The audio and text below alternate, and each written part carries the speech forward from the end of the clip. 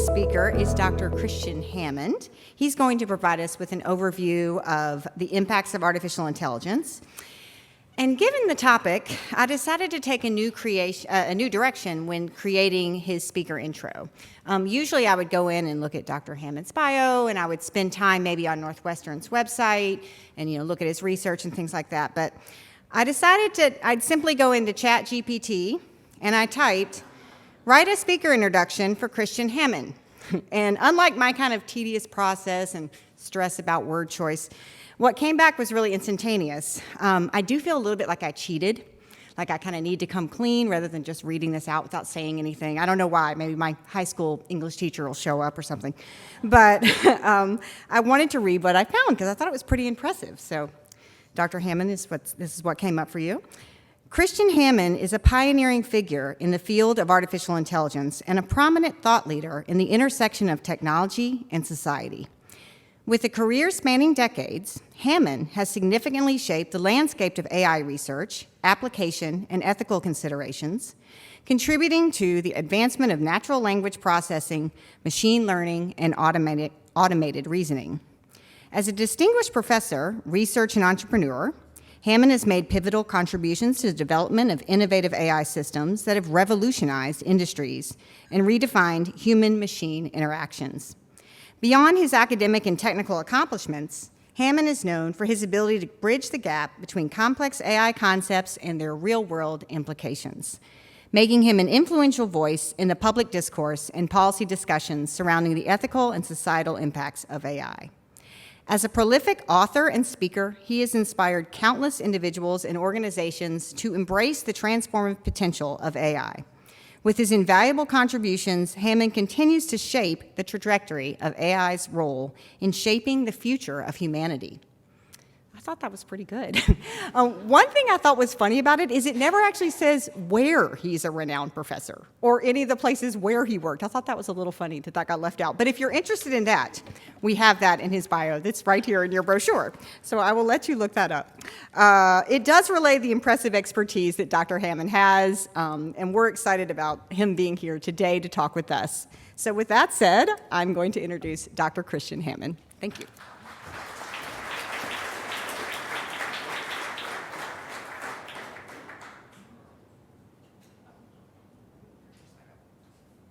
Am I on? You are on, and let me make sure. Oops, sorry.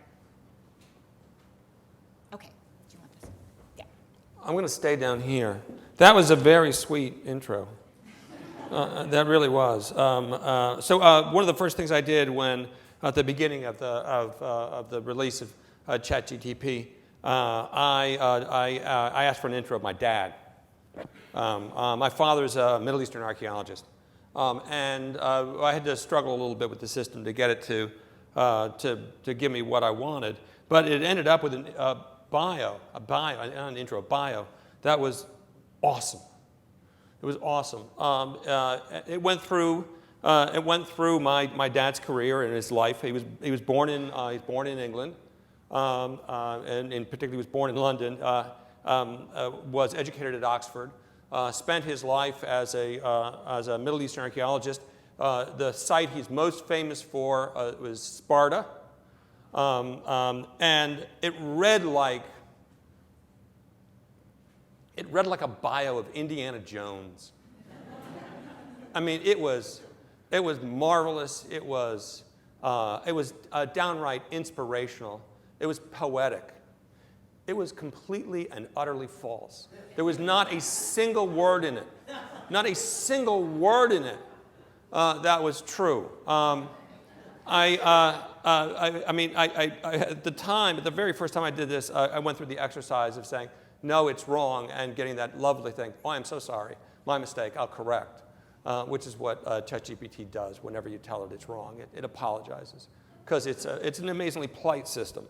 It is a lying bastard. But it is an amazingly polite system. But it's amazing. It's improved so much that everything it said was perfectly accurate. A little vague, but perfectly accurate. in general, just in general, because of the training process and the refinement process that the variants of GPT have gone through, it tends to be very positive. And so it's hard pressed to tell you that someone was evil or did a bad job. But that's astounding. Now, I'm going to do something, and that is I have 40 minutes with you. I'm setting a timer for 30 minutes because no matter what, I want to stop at some point and have you ask questions. Because if you don't get to ask questions, you will be angry at me. But I actually want to let you know who I am somewhat. So yes, I'm a professor of computer science at Northwestern University. I have worked in artificial intelligence my entire career, which I believe is decades long, my entire career. To work in AI and decide that you're going to make it your life's work, you have to believe one thing, and you have to be adamant about believing it. And that is that I believe that there is no aspect of human cognition that cannot be brought to the machine. Creativity, consciousness, intuition, emotion, we will bring it all to the machine. And that's essentially saying that I think that that human beings are mechanisms. And there are other people who don't believe that, and that's fine. Not many people in AI believe that, but every once in a while I'll run into somebody and I can't understand why they're in the field.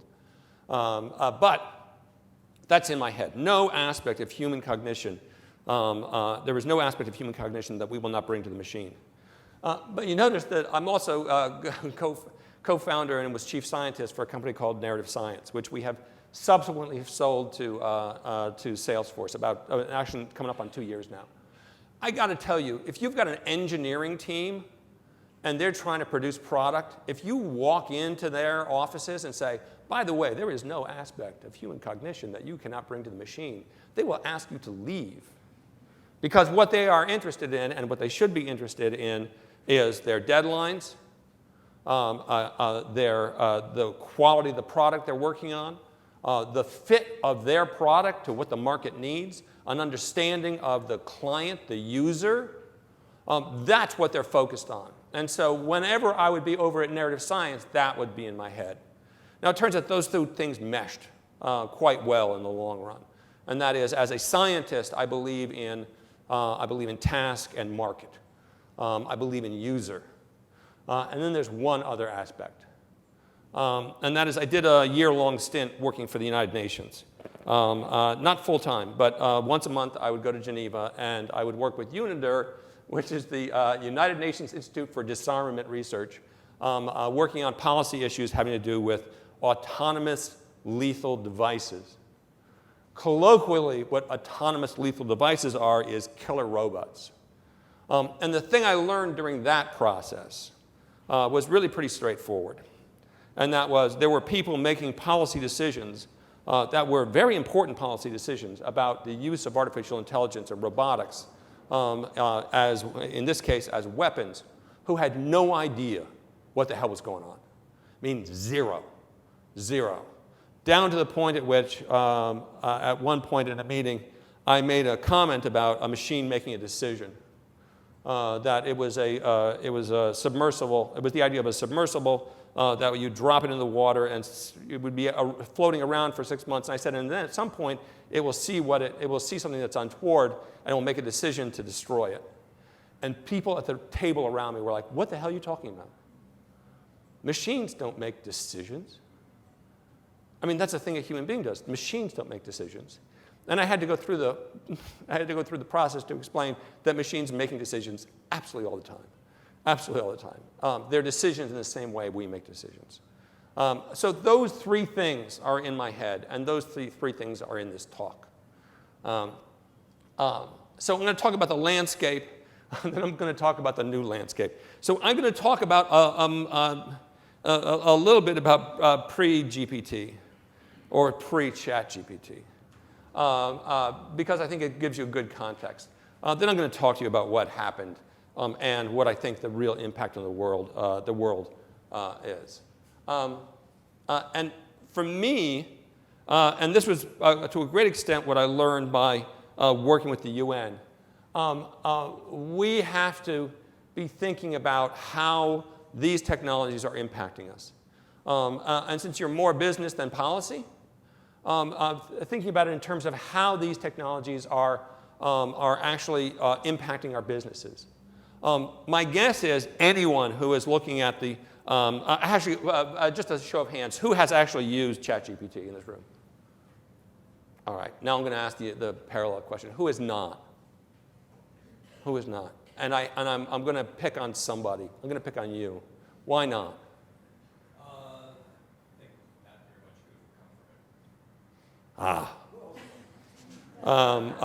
Because you will do evil things based upon it? You will be seduced by the technology and drawn in? Or you think that technology in general, not good things will come of it? I think the technology in general is going to turn into the next theater of an arms race, good versus bad, and it depresses me to think about it, so to see it in action, I think good will come of that. Okay. You also, do you raise your hand as well? Why not? Honestly, just haven't had a great use case for it yet. Oh, jeez. So for each of you, I agree with you. There was a horrific arms race that we were about to, see. We were seeing emerge. But the best way to deal with that arms race is to understand what the technology is. You can't envision using something. I'm sorry. You can't envision using something that you haven't. Dare I say it used? And I would say use it. I'd say use it, and you will think of use cases. And I'll give you an example of this. My wife works for the Lincoln Park Chamber of Commerce, primarily doing marketing. I tell her about technologies, and she tells me to shut the hell up. Day one of the pandemic, she said, I'm going to go arrange for a conference call with my people. And I was like, no, call them, send them an email and tell them they'll all sign up for Zoom and use Zoom. And she was like, yeah. And then she was like, oh, no, that's really good. For ChatGPT, I said, no, really, just sign up for an account right now. She was like, and then she went to get gas, and the little news thing at the gas pump had a story on ChatGPT, and she was like, Jesus. It's like once you get to the point where you are so popular that your gas pump is telling you about it. That's an amazing moment. There are those who just don't care. But I would recommend anyone who hasn't tried it, you use it. Not because I think it will change your life and become a glorious experience and you will see God, but because it's interesting to understand what it is and what it purports to be. So I would say that. But for a lot of people, where they're hearing everything that's going on, and in fact, even before ChatGPT, with AI, with machine learning, there was this whole thing of, we're going to fall behind. If you are told a piece of technology will disrupt and transform every single industry, and your company isn't using it, that's terrifying, right? So you're afraid of falling behind. On the other hand, you're afraid of jumping into it and making a misstep. That is, going so quickly that you're not thinking about it, that you adopt it and you waste money. Almost everybody, by the way, just so in terms of generative AI, we will waste so much money. So much money. Before ChatGPT, the numbers were about 86% of proof of concept projects around machine learning would end with that. They become proof of concept. They would never go on and become production. And it will be worse with this. It will be much worse with this. Not that I don't love the technology. I adore the technology, but it will be worse. And then how do you navigate this? So for me, dealing with the possibilities here, and this is sort of a baseline understanding of sort of what I think of, how I think of the world of these technologies. When you're thinking about the possibilities, is just stop thinking about the technology. And this is why I recommend you use it, oddly enough. Don't think about the technology. Don't think about what's underneath it. Think about what the functionality is. So don't think about the technology. Focus on the functionality. And then once you've got an idea of what the world of the possible is with regard to the technology, and you can actually erase some of the magic that you feel for it. Let the functionality be driven by your business needs. Let the functionality be that you care about, actually be supported by the algorithms and the data, and understand that everything, every single piece of technology, including the most glorious pieces of technology, are absolutely in service of us. If you're a business, they're in service of your business. If you're a regular human being, which most of you, if you're a regular human being, it's in service of humanity and its goals. That the technology is there to serve. It is not there to drive. So the landscape. There's not even a question. You have used, everyone in this room has used AI at least a dozen times today. At least. It's amazing. It is everywhere, and it is so microscopic. So microscopic that you don't notice it. So a quick question. Who here uses LinkedIn? Who here uses, I don't know, Netflix? Amazon, the retail side. Amazon Prime. All right. All of these are driven by recommendation engines. Recommendation engines are powered by what's called collaborative filtering, where if one person has 10 things that they care about, another person has the same 10 things, but this first person has an 11th, odds are this other person will want the 11th. Right? All those systems are based upon that as their recommendation, as part of their recommendation engine. It's amazingly old school AI, which is now fast and easy and better. So you've got it there. Anything that looks like a correction while you're texting, that's there. The lovely suggestions from Gmail about how you should respond, that's AI. It's all AI. And anytime you do a Google search, for the last 15 years, there was AI in the background. And by the way, you helped train it. That's my favorite thing right now is people. Do everyone know what CAPTCHA is? CAPTCHA? So you go, and it's like, oh, I'm going to find it if you're a human being. Identify where the stoplights are. You click, click, click, stoplights. That's great, you're a human being. Identify where the bicycles are, click, click, click. Identify where the trucks are, click, click, click. Why is this all about traffic? I don't understand. Identify where the cars are, click, click, click. It's like identify where the speed limit signs are, click, click. It's like, oh my God, CAPTCHA, which is designed to stop the machines from using sites by testing to see if you're a human being. The CAPTCHA results that are taken from you are used to train self-driving cars, just so you know, right now. Used to be that it was used to train against text, but we're really good at that now, so good job. But that's why you don't see a lot of text in CAPTCHA anymore. Or whenever you see it, you go, oh, they don't really care, because the machine's going to come through this anyway. So we are using it everywhere. And it is absolutely an integral part of all things business. So what we're looking at it now, we've got machine learning, which is at the core, natural language processing, understanding this, deep learning, everything having to do with image and speech and self-driving cars based upon deep learning technologies. Facial recognition, also that. Voice recognition, also that. Language generation. Again, ChatGPT is gorgeous. There was stuff before, but it's gorgeous. Recommendation systems, robotics, self-driving vehicles, all of these, AI at the core. It is part of our lives now. It will become more and more part of our lives in the future. But the question is, well, why now? Why did it happen now? Why is it going so well now? And it's really pretty simple. Almost all of AI right now is driven by sort of a foundation of machine learning.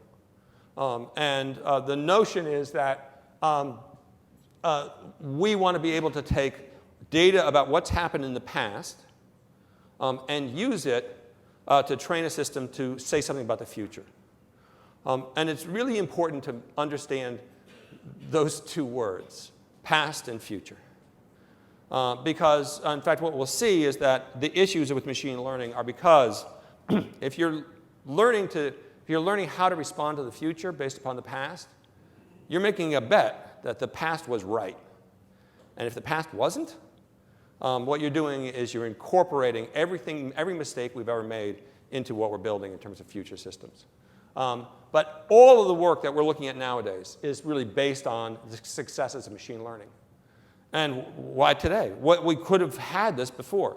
There's a fellow who I absolutely adore named Jeff Hinton, who started working on what would become deep learning 40 years ago. 40 years ago. Nothing worked. His ideas did not work. 10 years into his ideas didn't work, he said, no, I really want to keep doing this. And people would literally say, Jeff, you really got to stop working on this. I mean, work on something else. Work on something where you get a result. Because his mechanisms learned so slowly that no one thought they'd ever amount to anything. 20 years, please, for the love of God, Jeff, stop. 30 years, Jeff, really, you're embarrassing yourself now. 40 years. It turns out when we say something like something learned slowly, what that means is that for between any two examples of training, so I've trained on 10 examples, and now there's 11th example. It's a slow process. Geez, if I have 100 million examples, I'm going to be I'll be able to learn. I'll be able to learn from those, and I will learn fast. And so, kept going, and then one day Jeff was like, to hell with all of you, I was right all along. Please, here's the account, write checks, which is literally what he did. He was incredibly successful because he was absolutely dogged and refused to give up on the idea. But it came down to we needed data, and we got data. Because right before there was the world of AI, there was the world of big data. We were so excited. We're going to go out and get data. We'll get data on our competitors. We'll get data on what people's attitude towards us is. We will get data on our customers. We'll get data on our sales teams. We'll get data on all of our products. We will get data. And we succeeded incredibly well. I will give you a number, which I really love. Today, in terms of data collection, we collect what amounts to be, if we were to turn it into text in a book, the equivalent of 500 books for every man, woman, and child on the face of the planet every day. That's how much data we have. It's great. Most of you don't use much of that on a day-to-day basis. But that's what we collect. So it was really successful, but then we realized that we were using very little of it. We were using microscopic pieces of it because we realized that we didn't really want data. We don't want data. We want information. And mapping data to information is a non-trivial problem, which is why we invented the data scientist. But to deal with the equivalent of 500 books of data a day for every man, woman, and child on the face of the earth, you need a lot of data scientists. And they're very expensive. They're very smart. They're very clever. Some of them are really good looking, but not many.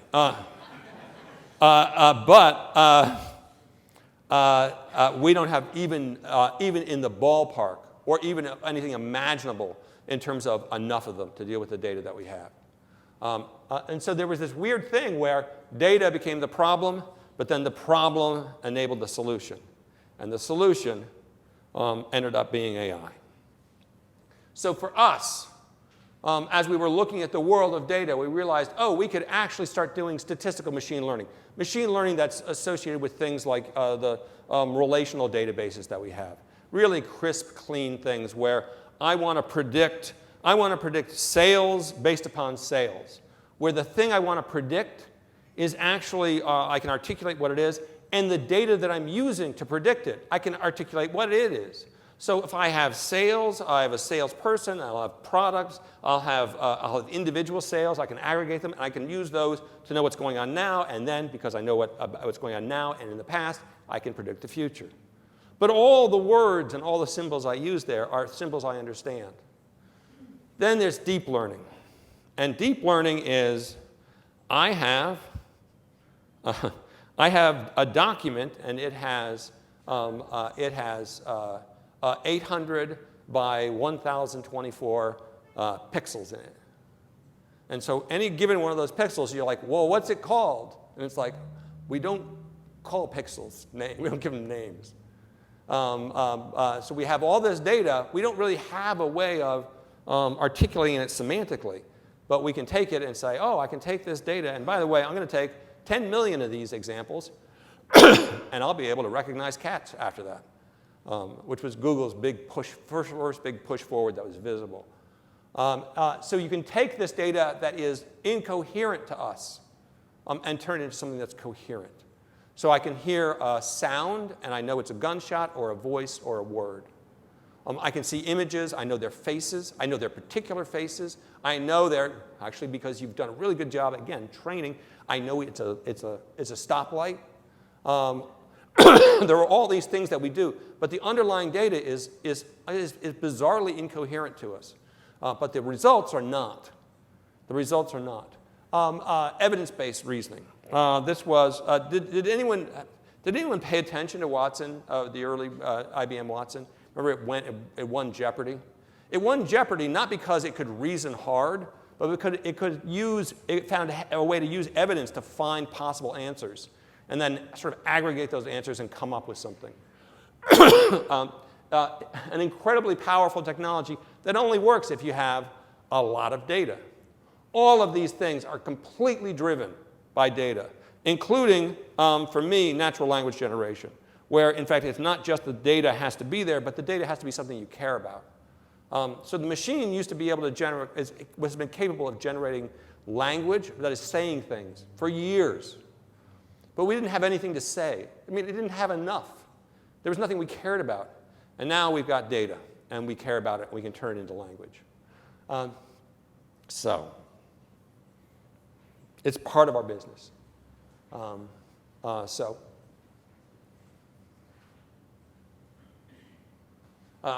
We have a lot of, dare I say, companies in this space now. And we filled up easily. Because there was a moment, particularly in machine learning, where here's what the world looked like. I want to build a company that can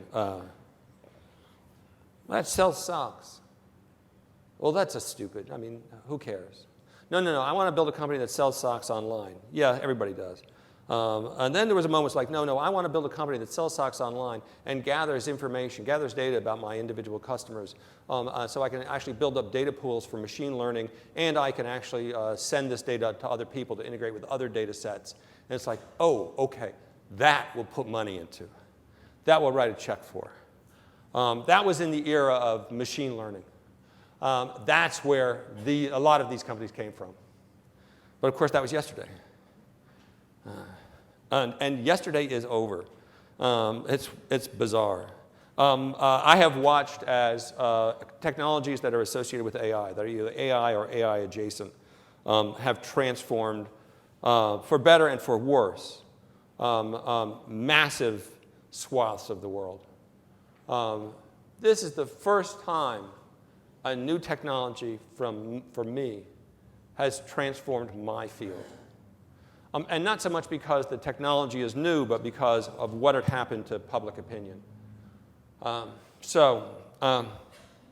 November 30th, 2022, ChatGPT was launched.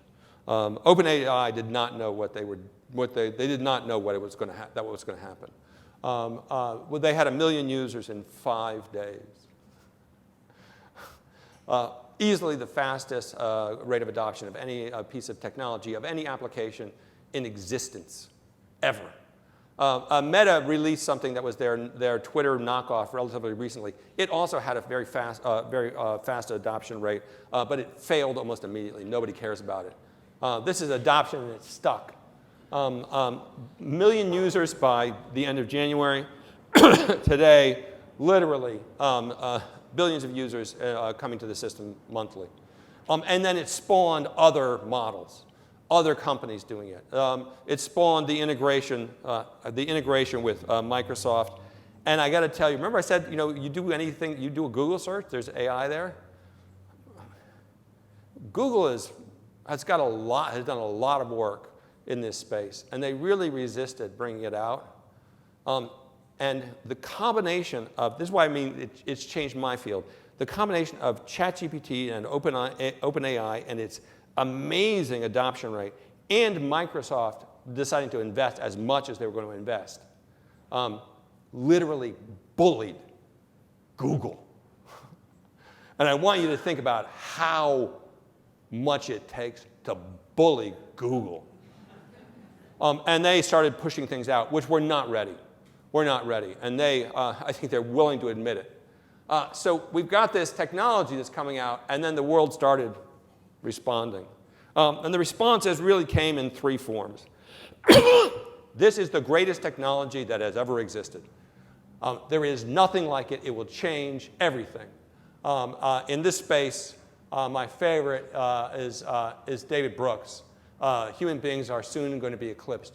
David Brooks is a political writer. It's like he doesn't know what the technology is. He's not a sociologist. He's a political writer, but he's not a sociologist. So I look at that and go, yeah, maybe. Who knows? You certainly don't. On the other side, there were the skeptics. And you got to love the skeptics. Because I build things in this space all the time. I have lived a life of people saying, well, you're never going to be able to do that. Even on the commercial side, you're never going to be able to do that. For narrative science, we'd generate narrative from data. So if you had a whole bunch of data and you didn't know what was going on, we could generate a narrative.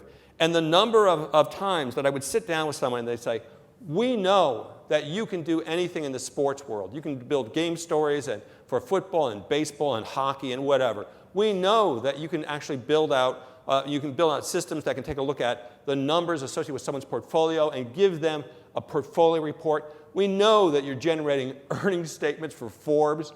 We know that. But my company, our data and our metrics, it's so special. It's so different that we don't think you can do it. And when I would always agree with them, you're right. It's probably really special. You're worrying about the performance of this factory, right? Yes, we are. So what you want is a performance review of the factory, and you want to be able to, you've got some metrics that you're using already. Yes, we have 10 metrics we use. You want to compare it to the other factories you have? Yes, we want to do that. We want to see which factories are doing best. Do you want to compare it to how it's done in the past? Yes. Do you have some benchmarks that you're going for? And in the future, yes, we want to be able to see if it's going well. It's like, oh yeah, we've never seen that before. To do a thumbnail of it, we will call this performance review, where you have an entity, you have metrics, you have time, you have a cohort, and you have future targets. So we're going to go for that. It's like, yes, that's right. Wow, that was wonderful. We didn't think you'd be able to understand what we did. And it's like, yeah. So every time any technology comes out, people say, no, it's not that. It's not that. It's not working. It's no good. You are wrong. And this is my favorite. AI is a glorified tape recorder. Just so you know, even as a metaphor, it's a crappy metaphor. It just misses the mark in terms of what the technology is doing. And so it's like if you're going to at least say a tape recorder on steroids, which is usually what people go for, it's just like, all right. And then, of course, the final group, the fearmongers. Jesus. Oddly enough, this morning we're taping for CASME, which is the center I run. We're taping what we're calling one idea, one example. And it's me bringing it down to as short an issue as I possibly can. Just say, here's an idea and here's an example of it so you can remember it. Because I really believe that the only thing that works is examples. examples and metaphors. And one of the pieces I did this morning was, is AI going to kill us all? And went through what people are thinking and why they're thinking it. I love this. A whole bunch of AI honchos signed a document saying that we should consider AI to be an existential risk on the level of nukes and pandemics. I assume they didn't say climate change because they thought climate change was too controversial and let it take care of itself. And it's like, wow, you guys are part of the problem. All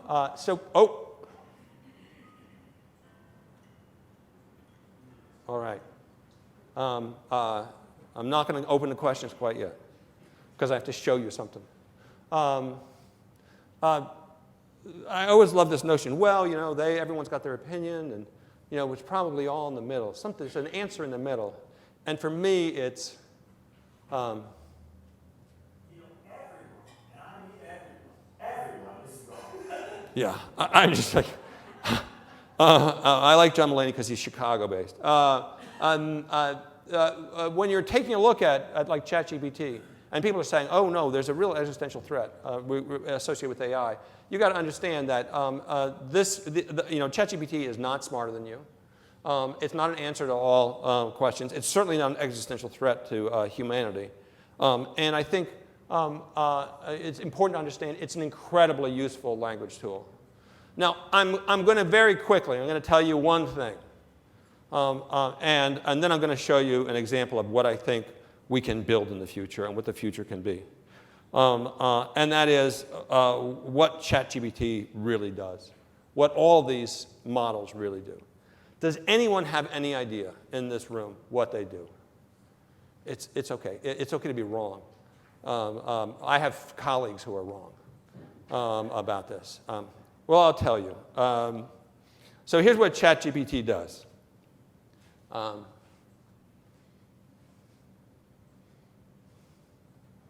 This is, by the way, this is the slide to make you really scared. ChatGPT, for a living, what it's designed to do is designed to guess the next word.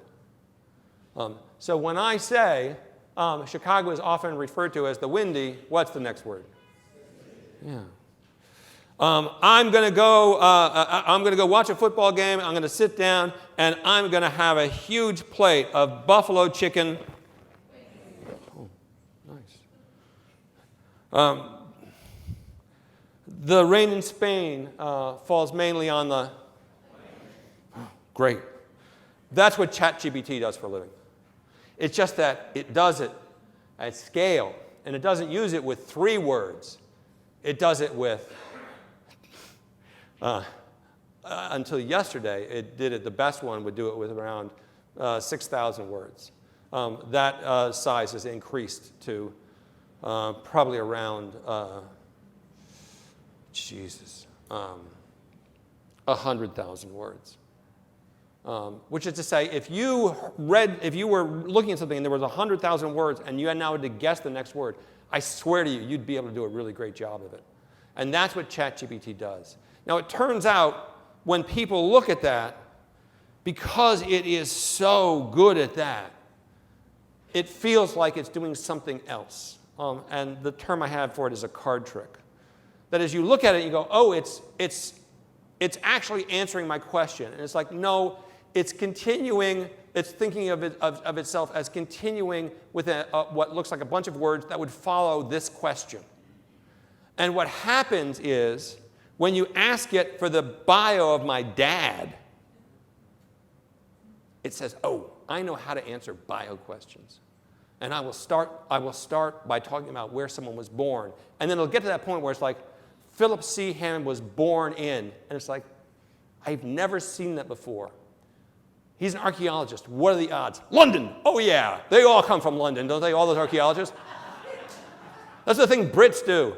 He was trained in, what is it? Well, he was born in London. I know that because I've already written it down and I'm looking at it.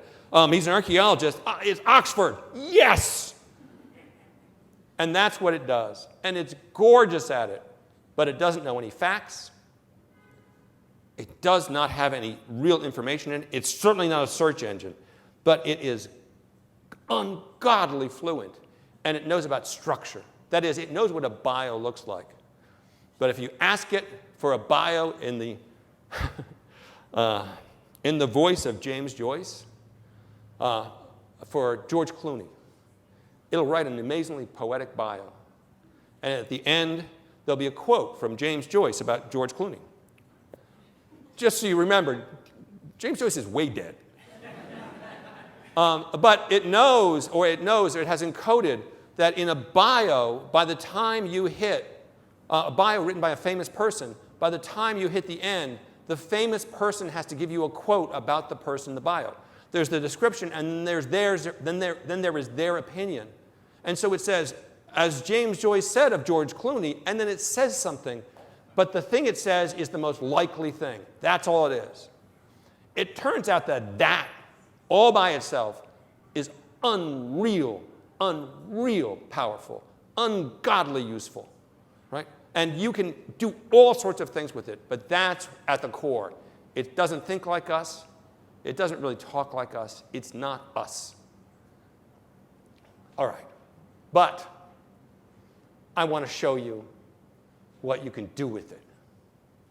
With it, this has to do with their turning point. The one thing I didn't mention is I run something called CASME, which is the Center for Advancing Safety of Machine Intelligence. So I worry all the time about the harms caused by AI, and there are a lot. But that's not my core research. It's a thing I happen to do because someone had to do it. This is just a data set. This is actually a Salesforce data set. You can't really see it from Salesforce. There is, and it's not even a real data set. It's the tiniest snapshot of a microscopic version of it. It's data at the level, and Salesforce is even small, but it's data at a level where it would never occur to you to look at this data yourself and suss it out. You might think about you build a chart or you build a graph, but 3 charts in, you get bored and you stop looking at them. And for me, what I do is I look at stuff like this and say, well, how can we communicate it to people? Let's take a look at Helen Crane's performance this quarter. Helen's performance this quarter has been exceptional, putting her at the top of her team. Helen closed $191,242 in sales with 93 deals and an average deal size of $2,056. For both deal number and total sales, Helen was at the top of her team. She was also near the top in deal size, with a top closing of $8,333. Looking at progress, Helen's total this quarter was up by $10,555, or about 6%, over last quarter, putting her near the top of her team in terms of quarter-to-quarter improvement. Nothing you just saw exists. That woman doesn't exist. That background doesn't exist. The charts were generated by machine. She was generated by machine. Her voice was generated by machine. Everything she says in terms of conclusions that she comes to were calculated by the machine. It knows what to calculate because, for the love of God, we know what a performance review looks like. You can generate. The only thing is that it takes to generate this thing in total, it takes about 30 seconds. But it doesn't really matter. You will enjoy a moment of this. 60 agents drove nearly $1,182,000 in sales with an average close of $1,582 against 747 deals. This was a 13% increase over Q2, but only a 6% increase compared to Q1. The top 3 agents this quarter were Louise Parker, closing deals totaling nearly $195,000. Terry Hamilton, with $72,688 in sales, and Carol Murray at $65,989. This is the part I like. 9 agents, 15% of the sales team, who had absolutely no impact on sales, while there were 5% of the team, who actually had negative impact. It's aggressive discounting. Just so you know that I'm not completely mercenary and all I care about is business, although oh my God, you're business people. This is actually my favorite example in the entire world of anything. The city of Chicago has sensors up and down the lakefront, grabbing hold of water quality data. Once an hour, all the sensors wake up and they report back to the city. Chicago is an open data city, which means they publish. The city publishes the data. This is sort of a sample of it. On any given day, the combination of expertise in water quality, the sensors that are being used, and data analytics means that maybe a half a dozen people, I'm sorry, I'll be conservative, maybe 24 people can understand what these data mean, which is great. No, it's not, is it? We've got all this data, and it's valuable data, but we don't use it. We don't know how to use it. But you can actually build a machine. On July 16, 2016, 63rd Street Beach was the cleanest beach in Chicago, as measured by the cloudiness of the water. Ohio Street Beach was the dirtiest beach in Chicago, as measured by the overall turbidity of the water. Beachgoers would be advised to visit Oak Street Beach that had a better than average cleanliness rating speed. So it'll tell you where you should take your kids. So I'm trying to think of it's 24 people can understand the data. Chicago, 10 million people can now know where to take their kids based upon this data. That's what AI can do for us. Now, I'm going to show you 10 seconds of Elizabeth because this is taking that core technology, which I love. She'll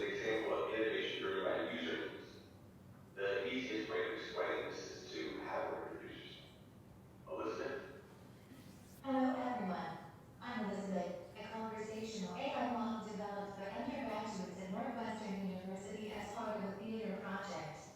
My capabilities include speech-to-text, realistic avatars, search, text-to-speech, as well as the GPT-4 API. Recently, MS AI students integrated me into Zoom, allowing me to participate in online meetings.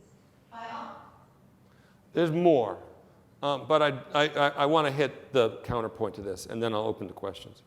The reason why I wanted you to show this is that the thing I love about her is, and you don't see the functionality here. She's integrated with Zoom.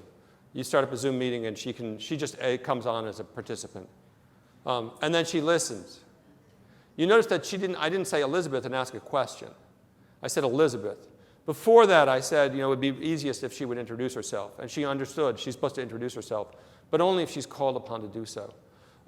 In general, she's an information system that is based upon using whatever the context of the conversation is, including changing context, to make decisions about whether or not she has the information you would want.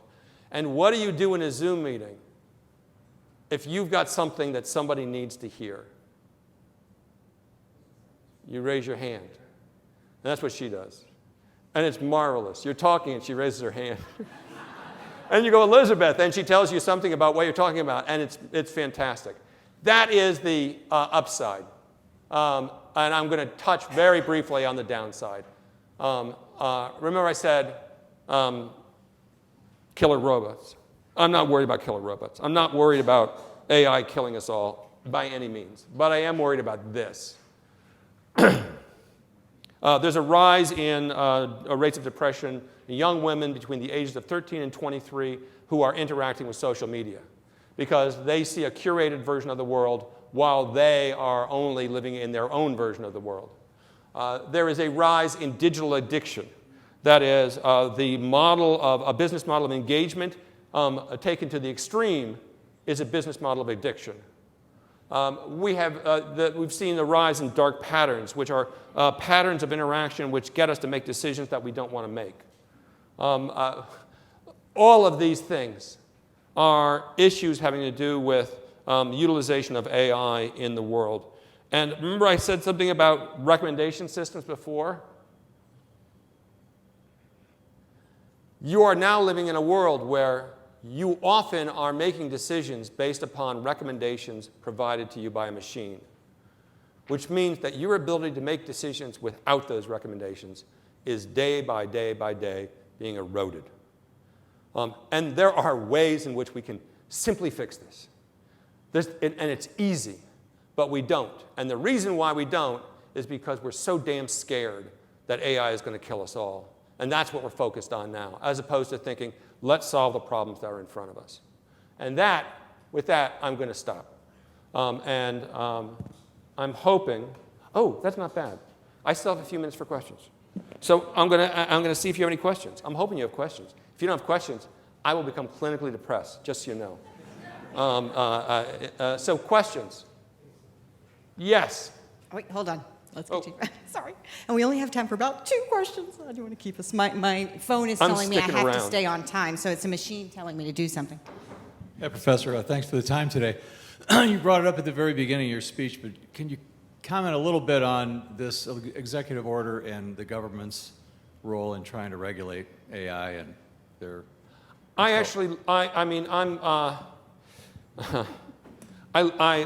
in favor of, we work a lot with NIST, the National Institute of Technology Standards. And I'm a believer in regulations because we won't do it without it. I like the executive order, but the executive order is more guidelines and direction.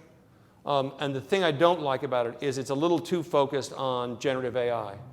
And the reality is that generative AI is bright, shiny, and new. And so we point at it. And I've been at meetings where I'll say, well, there are these things we should be looking at. They go, well, but it's all so new. And so we should be, we got to figure out how to respond to it. And they're actually against regulation. We have to figure out how to respond to it before we regulate. And I'm like, it's not new. It's not new. There are problems that we know, that we completely understand, that have been with us for at least a decade, and we haven't responded. So that's the only downside I see of the executive order. It's a little too focused on the generative side. But everything else, the thing I really like is that it portions out the problem to the different agencies. Because Homeland Security know what their problems are better than the FDA knows what Homeland Security's problems are. And so you push them out to the agencies, let the agencies begin to wrestle through things. And in fact, we're doing a workshop in January that is aimed at bringing in people who work on ethics for the American Medical Association, the American Bar Association, the American Society of Journalists. That is aimed at what do you need to know from us so that you can refine your thinking with regard to how to manage what you say to your members about AI and ethics and being responsible. But I like that part of it. I just wish it were more, the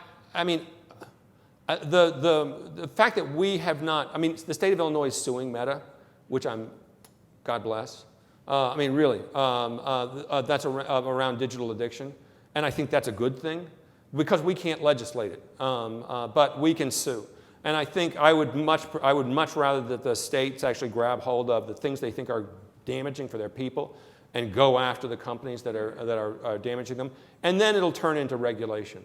So I like it, but it's a little skewed. It's got some really strong positive points, but it's still a little skewed towards generative AI. Good question. Let me see if I can. He was first. I already talked to you. Hi, at the top of your slide on problems, which you didn't have time to go into, it said bias and fairness. Could you expand what those problems are? Yeah. So Amazon famously built a resume review system based upon the resumes of their people and performance review. So you get somebody who's got great performance review, you take their resume and you say, this is a person with who's going to do really well at Amazon. You do that with all the Amazon employees and the history of Amazon, and you can build up a really great system. And they did that, and I got to tell you, the AI people at Amazon, second to none. They did it, they started it up, fantastic, really effective. Oh my God, it was a sexist bastard. And you look at that and go, well, is it the AI system? No, it's not the AI system. It's a really good AI system. There was a moment where people thought, oh, it's the data. And it turns out, no, it wasn't even the data. It was Amazon. It's that women did worse in performance review than men. That was it. And they shut it down, and they had to start introspecting. There are some places, though, where if I'm building a speech recognition system, what I will use to train it is the things I have at hand. So you see a lot of technologies that are built by using undergraduates to train systems. But who are the undergraduates that are in schools? They're not the disenfranchised. They're certainly not as many foreign students as you might expect. So you've got people who look like me who are training systems with examples based upon people who look like me in speech recognition, and so we miss accents. In facial recognitions, so women and anyone of color is under-recognized. And then in systems that are sitting around based upon, remember I said past and future? If you actually performed, if you actually had, I don't know, made decisions about who gets and doesn't get a loan that was biased to begin with, and you train a system based upon that, your system will be biased. And one by one, we keep training these systems without considering the fact that we are simply rebuilding the future based upon the past without considering whether or not the past is what we want. And that's where the bias is. And again, there are places, I'm going to give a quick example. There is a lawsuit going on right now. There's an African-American man in Florida who was arrested because the police had a video. They shoved it through their facial recognition system that they use for their mug shots. He pops up, they go out, they get a court order, they arrest him. There was no world in which this guy had committed the crime. It was impossible. He wasn't there. It's not the kind of crime he would commit. They arrest him and he's suing. And you look at that and go, oh, we've got to fix that system. And yes, you have to fix that system. But there's that moment of the fix also includes the fact that the police who used it trusted the system. They believed it was right. And I'm actually a big fan of, for systems like that, you have to actually have the interaction be such that the system says to you, I'm going to give you what I think is right, and now I'm going to give you 5 examples of what I think is right, and I'm going to intermix in those 5 examples 5 other examples where I guarantee you I'm wrong. I went out of my way to find things that are wrong. And what you have to do now is you have to mindfully, one by one, do further investigation. And so I've improved I've improved and sped up your ability to go through mugshots, but I'm not going to take away from you. And this is a huge issue for me. I'm not going to take away from you your ability to, or the need for you to be mindful and thoughtful. But there is not a system out there based upon machine learning that is not biased. It's just that sometimes the bias doesn't matter. But they're all biased. They're all biased.